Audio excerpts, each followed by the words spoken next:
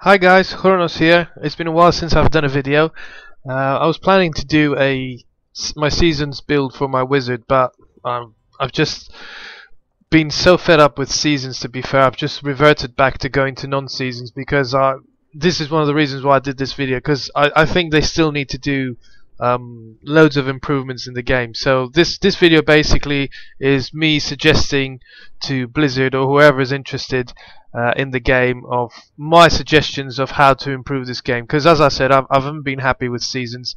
The first week was brilliant because everybody started from zero, and then you had all those unique season achievements which were all done within a week. So that first week was absolutely amazing because it was like all the fights, doing the Uber Diablo on Torment 6. I gave you a season achievement, and it was only capped to like the first 1,000 people. So there was loads of like 4 or 5 achievements that you could only the first 1,000 people could get.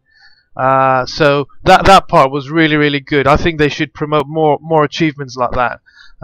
They could do stuff like whoever gets the first 500 paragons, like an achievement only to the first 1,000 people. So like, to give you an example, if I go to seasons, I managed to do 2 of them, which were capped to 1,000, which were where are we? Should be season. I have to find where it is. Conquests. So yeah, so the 2 achievements I managed to get, which were capped to 1,000 people, was the race to level 70 and kill Malthael on Torment 6 solo. So, and then there was one for the Soul of Evil, which and the Rift, which those I haven't got a I didn't get the first 1,000 on those. I don't know if they still have the. If there's somewhere you can see the leaderboards for them. I used to be able to. Maybe I have to log off when you can see I did them. But yeah, those kind of things were really awesome to do on the season side. But yeah, after a week it just became so boring because I was under the impression, I think a lot of people were, that the majority of the items, the new items, would only be exclusively available to season players, which is not the case, because I've been having stuff drop on the non-season stuff, which I was adamant it was going to be seasons, like the new Lyric Crown that gives you the bonus for the gems. I've had I'm trying to think what else. I've had a couple of the new belts. I haven't found a new Swami yet on the off season. I have found one on the season, but yeah, apart from that first week, I think the rest of the season is just, unless you want to start again from zero and try to see how far you can go to the season's end, that's fine. But other than that, I found it after the first week pretty pointless, and hence I stopped.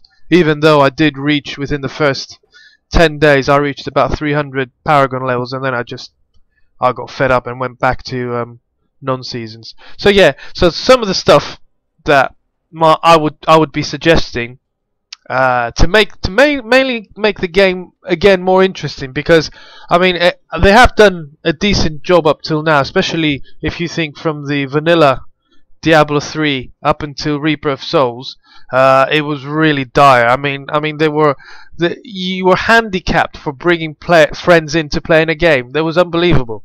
I mean, I've never seen anything like that. So they were promoting solo play, which is, okay, solo play is fine, but at some point you're going to get fed up. You want to play with your friends. So it just didn't make sense. There's loads of stuff they did wrong, but that's in the past. So up until now, I think they've done all right. As I said, there's still some things I'd like to see different, to change.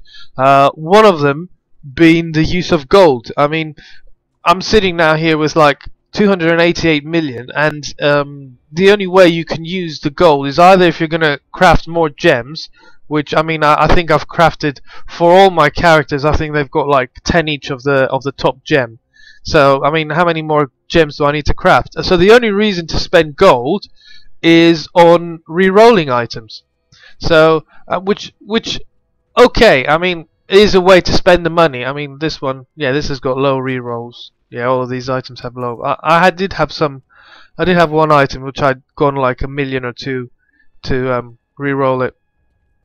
But yeah, I was speaking to another guy, and he's played a demon hunter, and he had the bombardier offhand, and he said to me, "I've spent 700 million gold on reforging this item." And I said, "Why are you reforging it to me?" He said to me, "I wanted to change the sentry damage from 11% to 15%. So far from 11% that it was when he first found the item, I managed to get it up to like 13." And he spent 700 million on this, and I just thought it was insane. It was like pointless, you know. And he's saying to me, each recraft costs him 17 million gold. And I was just, to me that doesn't seem to me for the game a productive way to spend the gold like that. It just does not make sense to me, you know. So what I would suggest to do with the gold, I mean, if you're playing a lot, that means you get a lot of gold. So I'm always in favor of rewarding the people who play lots of hours. So my suggestion would be to have some sort of way that you can actually buy blood shards with gold. Not you know, something, you know, it would be expensive. You know, you're not gonna make a gear by just, you know, gold finding.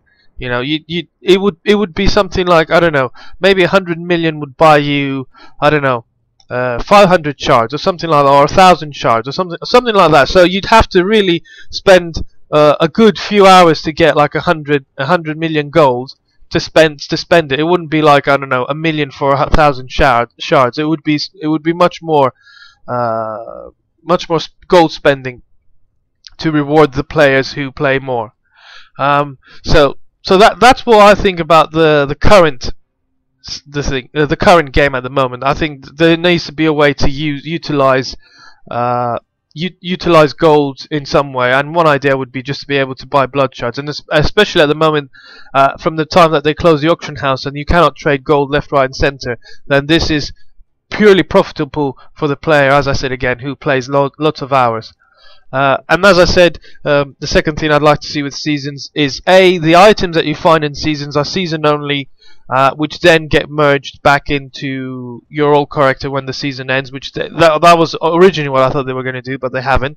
And then, as I said, put a few more like season achievements only, like again, as they did like the first 1,000 people to kill Malthael, just do something like the first 1,000 people who reach Paragon 500 or something like that. So those would be the two changes I would currently do. Stuff that I'd like to see in the future, one of my suggestions would be to do something like adventure packs. So what this entails is that you have an expansion set, a full expansion set coming out every 18 months to 2 years. So you'd have these mini adventure packs which would come every 6 months. So you'd have maybe 3 adventure packs before a major expansion. So every 6 months something new would come, because at the moment seasons, as I said, seasons is okay, but at some point you're just going to get fed up of seasons, and you're going to again get fed up of the game, because it's, you know, you reach 500, 600, 700 Paragon, but what's after that? I mean, then the XP goes extremely slow to level, and you just lose interest, I think, at some point. So by having these adventure packs, I think they'd be able to make money, because you'd be selling these adventure packs for you know, they'll be like little expansion slots. So you'd pay something, not a lot of money. So I would say something like £5 would be something reasonable. So you pay £5 every 6 months. Means the company makes money, and they also give you new content. It doesn't need to be amazing new content. I don't need a new, you know, they're going to be little expansions. They don't need to be amazing. So some of the ideas that I had for these little expansions would be something like, one of them I would have called, if they were going to do something like this, I would call it Wrath of the Goblin. So basically, what it is basically you enter this portal somewhere, like say in, I don't know, Act 2. I don't know, because there's nothing at Act 2. So it would be nice to utilize Act 2, because you use Act 1 to do the Ubers. You could use Act 2 to have like a portal here. So basically what would mean is you go into this portal, and you go as a level 1 with no gear, but you've got all your spells. So you'd have all your level 70 spells, everything. Okay? So the thing what it would be is you'd have goblins. Instead of you chasing at goblins would chase after you, and you'd have to like escape. and go down levels and see how much you could last. So obviously, every time you went down a level, the goblins would become much difficult, and you know, at some point, because you're not wearing any gear, they would reach a point where they would just one shoot you. So, and that again, it would be brilliant for players because it effectively could be a never ending. If you manage to find a way, you could constantly find a way to go down levels without cheating. It would be hugely rewarding, and you could do again a leaderboard to see how many levels people have gone down these dungeons with the goblins. And obviously what happens when you die, depending on how many levels you went down, what would happen is all the goblins would disappear and you'd get a huge chest. So again, these items that come into the chest, you'd have, I don't know, well, what I would suggest you have like adventure pack only legendaries, or you could have adventure only transmogs. So by going further down the levels, you get a bigger chance when the chest drops to get more items or more transmog. You'd have a percentage of, you know, what the good items would drop. So that would be one of my ideas. Yeah, because that would involve purely skill. You know, you'd have maybe you could go solo, you could go 2, 3, 4 player, and you know, try to avoid the goblins by attacking you, and it'd be crazy because it'd be random levels. It's the same like rifts. You'd go down, and each level would be different. So and then you'd have goblins everywhere racing after you, trying to kill you. So it'd be the opposite way. Whenever you see a goblin, you just want to immediately go and attack it and try to kill it to get in, to either get the loot or hopefully get a portal to go down to the goblin matron. So that would be one of my ideas, because that one way it would be fun, and then the other way it would also require a lot of skill, and you'd have a lot of skilled players, you know, doing 10, 12, 13 levels down, or 50 or whatever. And again, as I said, you'd have a leaderboard to show, you know. And again, you could have achievements for that. If you know the first 1,000 people who manage to get down 10 levels or 20 levels or something. You know, again, it's all, I think, all about rewarding the player who puts a lot of hours in it. I think that's the most important thing. Another adventure pack idea that I had would be, I would call it Return of the Cow King. So what would happen is you would enter a level, and the whole level would be full of shrines. But it would be full of like the shrines. Oh, it could be a mixture. It could be a mixture of the normal shrines that you get when you're doing campaign or just normal mode, or you could have the conduits or those type of shrines. And basically, they would have no names on them. So you'd go into a room, a massive room, and there'd be all these shrines. And they may say that it's a conduit shrine, or it may have no name at all. And what we'd have to do is you have to hit the shrines. So because what happens is when you hit all, say the room had like 50 shrines in it. Once you hit all 50 shrines, you'd get a boss, or you'd get a Cow King boss come out. But the thing is, all these shrines, some of them would be good and some of them would be bad. So, but every time you were hitting a shrine, good or bad, you'd get cow mobs spawning up. So depending on the difficulty you've put it on, they would be harder or easier to kill.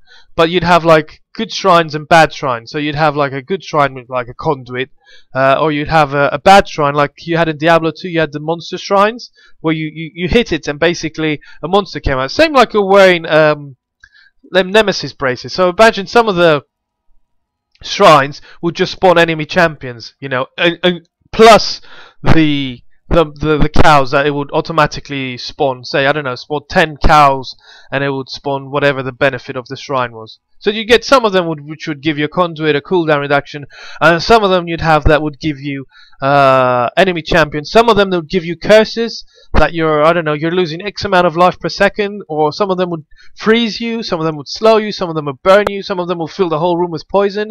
So it would be like the shrines have like enemy affixes on them. I don't know. So thunderstorms and whatnot. So once you manage to go through the whole, clear all the shrines, then the last shrine you kill the mobs, and then the Cow King level would turn up, and then you have to fight him. And then once you fought him, he drop a chest, and then you get adventure pack only loot. So again, another nice idea to like revisit Diablo 2, because everybody loved the cow level in Diablo 2. You just went there. I mean, the first time I went there, I was just, getting one shot. They're just coming so fast, and it was just woof, and you're dead. So that was just, that's left an impact on me. So I would like to see something like that. So especially when you did something like Torment 6, the cows are so hard to kill. They would, put a bit of difficulty in them. Have players scratching their heads and how to, should I hit this shrine? Should I not hit this shrine? Leave them guessing. So, and finally, a third adventure pack that I thought, before I go on to further stuff that I want to talk about, would be basically, you know how you had on Diablo 2, you had the Ancient's Demise, where you went on Act 5 on the Law of the Destruction expansion set, and you went to the Caverns of Frost and Cold, whatever, and you came out to the Ancients and you hit the shrine and the 3 Ancients came out. So I'd have an adventure pack where you go again, you revisit a bit of Act 5 and you go through the Highlands and everything, and then you reach this part with obviously Diablo 3 graphics and everything to make it awesome, and then kind of like click the shrine, or just have the Ancients there, and they've somebody's revived them, or something's happened to them and they've come back to life and they're looking for vengeance. So you have to fight them and to restore the peace around the area. So that'll be another cool thing. And again, I mean, if they were gonna go down that route and do something like adventure packs, why not bring old bosses? I mean, it would be awesome again to like have somebody like fighting Andariel. I mean, I remember the first time I saw Andariel down in the catacombs. It was so scary. I was a teenager at the time when I was playing Diablo 2, and it's just such an awesome feeling. She'd throw the poison, and it was like when it was on hell mode, the poison would touch you. If you had no resistance, your life would just evaporate. So, it's just awesome, and they could get good fun out of it, bring back stuff like Andariel, another insane on Diablo 2 that I loved. I hated the Act 3. I hated Act 3 because it was just so tedious to like get through all the Kuras Forest and all the little small not fanatics, you know what I mean, the little witch doctor has them now. So, and they would just like literally kill you. But the part that I really liked was the council. I mean, what amazing would it be to just do an adventure pack and you go again, revisit, like have revisiting Act 1 of Diablo 2 and then have another adventure pack revisiting Act 3 of Diablo 2 with going to the council and having all those funny mobs that used to throw all those lightnings and stuff, and they used to target you from like so far away, and they just hit you, and you just touch you once and you lose like half your life and everything.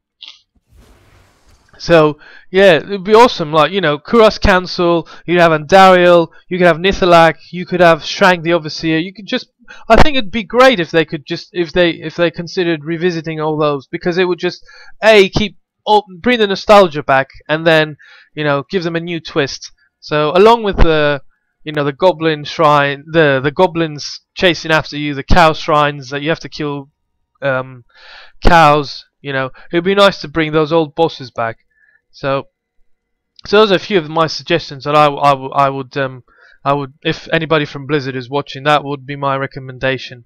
Make little adventure packs. Again, I mean, if they're looking to make money, I mean, why not do it a bit like League of Legends? I mean, you play League of Legends for free, but then if you want skins and stuff to like, and stand out from the rest of the crowd, you go and buy skins, and all those skins cost riot points. So it's not the case that you can you have to spend real money. So why doesn't Blizzard do the same with Diablo? I mean, release like awesome transmogs. They could easily just release Diablo 2 Barbarian transmog set, and you could play, make your Barbarian look like Diablo 2, and have that on the Blizzard store and just go and buy it, the same way as you go and buy mounts and pets for like World of Warcraft. You do the same thing for transmogs. So not only have like season only or adventure pack only transmogs that you have to play the content to get the transmogs. Why don't they just sell skins and stuff? And then obviously if you buy 2-3 sets, you could mix and match. So again, you could get uniqueness. Although there'll be loads of people having like the Diablo 2 Barbarian skin, but you may have you may have found like the furnace, for example, which is an awesome item, and you really like the look of it. So you don't want to use a Diablo 2 transmog weapon feel look. You just put that one on. So again, you could again customize it and make it unique, because I think that's one of the things of the game. Bring uniqueness, and personalize, be able to give the option the player to be able to personalize their character. So yeah, one of those things would be great. I mean, I'm so surprised they haven't thought about that. Another thing they could do, again, to be able to generate money, because I'm a believer that in order for the game to thrive, there needs to be some sort of way for them to generate money. Otherwise, at some point, it's no good every 2 years having an expansion pack, and because times have changed. You spend, I don't know, you spend 30-35 quid for an expansion pack every 2 years. I don't think that's the way for them to make much money. By having these little adventure packs, a player spending, £5 here, £5 there, he spends another £5 on a transmog set. If everybody did that, that's how they would generate money, and that would also pay for supporting the game, so they would constantly want to evolve it, so they would constantly make new transmog sets, they would constantly make new things to get the players keep on playing. So I think that's the route that they should go. And one last thing, I think, I don't know about you guys, but I'm always full with storage. I mean when you have one shared storage because you play all 5-6 characters, I seem to be always full, and I have to start binning stuff, which is okay, because that means I have to sit and manage it, and get rid of some of the junk, which I thought, oh, it's amazing when I first saw it, and then never even equipped it on my character, and then eventually binned it. But another way for them to generate income, or another way, include another stash, but which you need to buy with real money. Again, it's similar with League of Legends. They start you with 3 room pages, and then if you want more room pages, you have to pay for them. It gives you 3 room pages. You can have like your tank support, or mid AD, or top lane, whatever. So again, the same thing. You want more storage. You're too lazy to bin stuff. You're a hoarder. You like to, have, for example, because of the lack of space, I've pretty much binned all my vanilla gear. Which it would be nice to have kept, as a souvenir. Have that Memp of Twilight with 4.5% crit chance, which I managed to buy in the auction house for like 130 million gold. At the time when to get collect gold was just so difficult at the beginning with the auction house. So stuff like that. I had to bin it all because I literally ran out of space. There's is if you've got like. And the character slots are so few. I mean, another idea. They could, like, if you want more character slots, pay money for it. Charge them £5 for a character slot. Again, it would all bring income to the company, and also benefit the end user, which is the player, would benefit because they have all these perks. That means people are playing. That means they're generating money, and then again, it's a circle. So the more money they're generating, the more money they can partially put back into the company to develop the game and make new maps, more rifts, more items, everything, and just make the game as amazing as it should be. So those are my suggestions. If you've got any comments or any ideas you want to suggest on what I've just said, you just post it below. I mean, I've put my Facebook page there where I normally comment stuff, and I try to update it as much as I can with screenshots and stuff. So, but that's my ideas. And if anybody in Blizzard is watching, I mean, please, take in consideration all my suggestions, and I'll be out of the moon if you even used one of my recommendations. But other than that, this is Xronos. Thank you very much, and take care, and see you soon. Bye.